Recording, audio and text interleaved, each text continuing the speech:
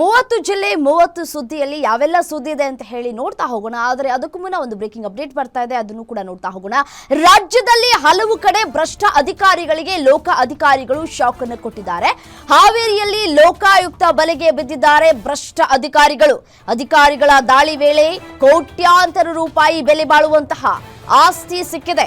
ಕಂದಾಯ ನಿರೀಕ್ಷಕ ಅಶೋಕ ಅರಳೇಶ್ವರ ಮನೆ ಮೇಲೆ ರೇಡ್ ಆಗಿದೆ.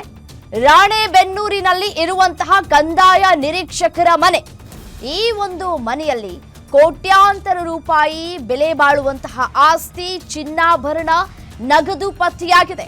2 ಐಷಾರಾಮಿ ಮನೆ, 2 ಸೈಟ್, 11 ಎಕರೆ ಜಮೀನು ಪತ್ರಗಳು ಈ ಸಂದರ್ಭದಲ್ಲಿ ಲೋಕಾಯುಕ್ತ ಅಧಿಕಾರಿಗಳಿಗೆ ಸಿಕ್ಕಿದೆ. ಚಿನ್ನಾಭರಣ ಸೇರಿದಂತೆ ಕೋಟಿ 35 ಲಕ್ಷಕ್ಕೂ ಹೆಚ್ಚು ಆಸ್ತಿ ಪತ್ತೆಯಾಗಿದೆ.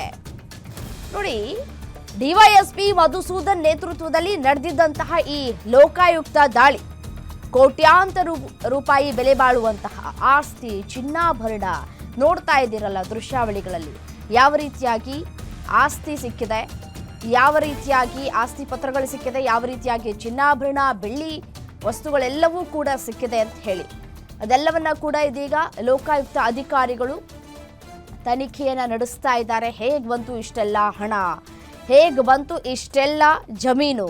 11 ಎಕರೆ ಜಮೀನು ಪತ್ರ ಸಿಕ್ಕಿದೆ ಲೋಕಾಯುಕ್ತ ಅಧಿಕಾರಿಗಳಿಗೆ.